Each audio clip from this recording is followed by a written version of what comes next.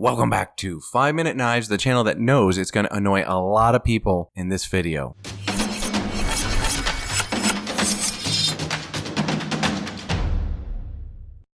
Today, we're going to talk about a knife that's come to my attention by way of customer from my sheath making shop, and this is the Pacaya. I'm sorry, that's what I'm talking about. I think I've developed a form of Tourette's, actually, because I can't, for the life of me, stop saying Pacaya.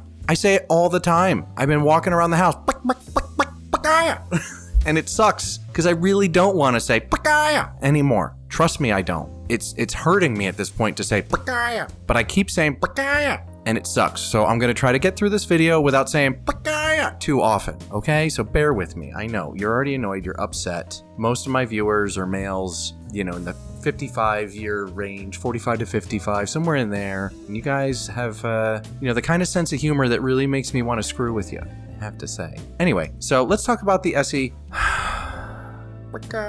This came into my shop, last week. Shout out to my buddy Shane, who sent this in. You know, my first thought was, is this better than the Essie Izula? So let's take a look at the knife. And here she be. A really good looking little EDC fixie. Got a little gunk on her still from the sheath making, but a very good looking knife with a nice neutral utilitarian handle. Fits my medium large mitts very nice, albeit a little thin in this dimension and this dimension. It's a small knife, you can expect that. We have an absence of thumb jimping on the spine, which I don't mind at all for you ferro rod enthusiasts. It does feel sharp enough on the spine to spark one. It's a 90 degree. You might have to get rid of the coating in a spot, but I think it could work. I don't use those, but for those of you that swear by them, I think it would work for you. Anyway, some specs on the Pacaya are the blade length is 3 inches even. The cutting edge is 2.69 inches. The handle length is 4.125 inches, making the overall length 7.125. So a nice size for EDC, really comfortable to wear, I'm sure, when you're out in the woods doing your camping. And I know a lot of you, before you jump in the comments, because I know you're waiting to pounce. Why would you make a pancake sheath that big? It's so big, I detest sheaths like that. I detest them. What is that, guys? Who's that guy that said in the comments, I detest those sheaths? Okay, buddy, who hurt you? No, the pancake sheath is just fine. You can rock this in scout, vertical carry, and I did get into it with somebody because, look, I don't mind making you taco sheaths too, but this is what the customer ordered, and I actually think it fits for a knife like this. Check it out. It's actually really nice. And what I was trying to tell him in the comments was, if you're gonna wear this in a configuration, like a scout carry configuration, and you only have taco, you can only connect something like a combat loop or a tech lock from the bottom, meaning that there's gonna be this opening right here. So if anything catches while you're out there and pulls this down, it could put a lot of pressure on these eyelets here.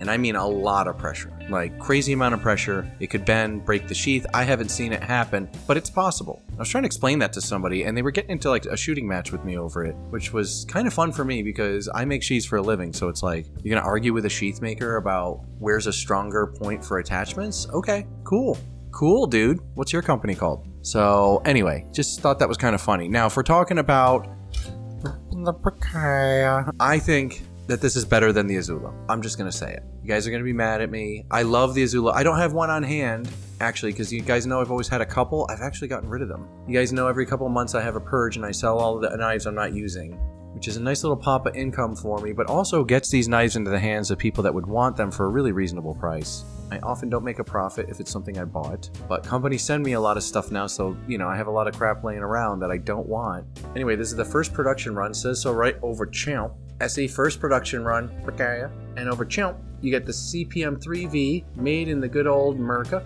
and this is a 0269. So I really like the stamping on this. I think it's minimal but interesting. I like the SE logo. I think it's cool. And the 3V steel is awesome. It came really, really sharp. They say it's 5.71 ounces. Let's put it to the test. I don't know if I believe anyone anymore. Everyone lies all day.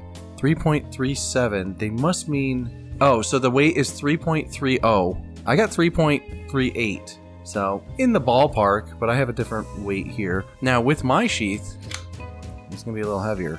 Just under 7 ounces. Okay, so not a terrible big deal, but I think this little beast is actually pretty bad animal, and it would be pretty cool to have this little sucker on me. I am gonna buy one. Now, I saw this in a few flavors, anywhere in the $180 range, which ain't too shabby for what you're getting. I do believe that this knife will last you forever and ever and ever if you take care of it and use it for what it's used for, small camp tasks. And here's a size comparison with the Endure 4, just so you guys can see. Anyway, what do you guys think? Do you think this is better than the Izula in design already? I kind of do. I like the handle being longer and neutral. I think Essie has listened to its customers. You know, everybody wanted an upgraded steel. You know, people like the blade shape of the Izulas and the size, but wanted something really slicey. So we got this flat grind, really cool. I don't know.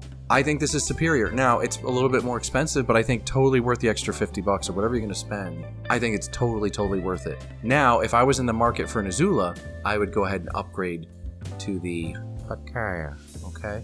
And I definitely would. If you're on a fixed budget, the Izula is just fine. Don't get me wrong, great knife.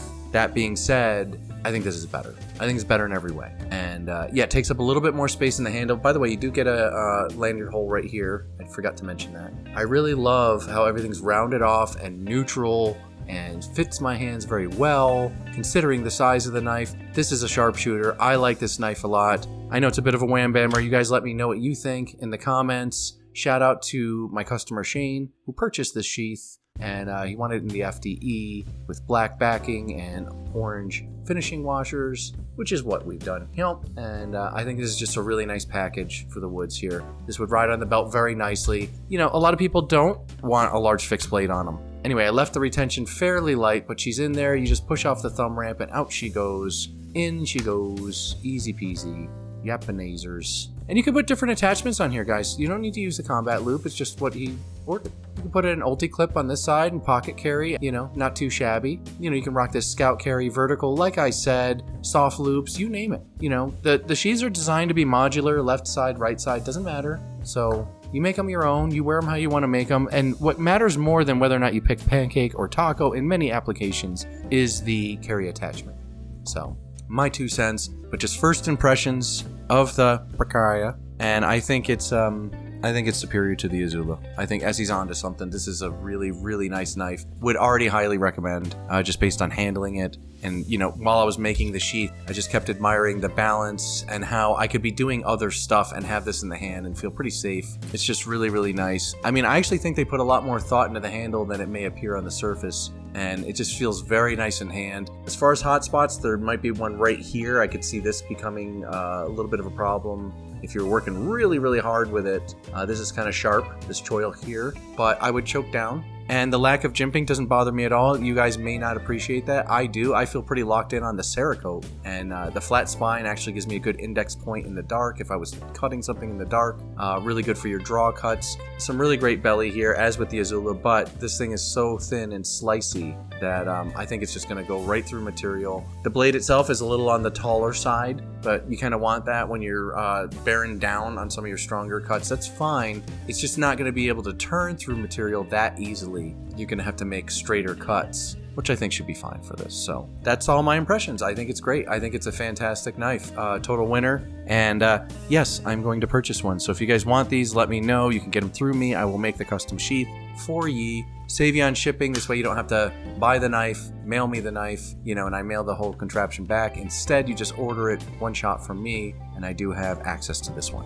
Anyway, thank you guys, everybody that showed up for the premiere of the Eclipse knife by Dylan's Knives. I got this baby razor sharp, took a hell of an edge with the S35 VN steel, and this is just a hell of a tater digger. I've come to really love it. Links below. You know, you guys can still pick these up if they're still available. I'm hoping at this time, this is after the fact, and I hope they didn't sell out right away, but I think this knife is awesome. I did make myself a custom sheath for it, and there she be, just a home run knife. I'm really happy with this one. So anyway, that's it for me. I'm rambling, and I will see you guys next time right here on 5 Minute Knives.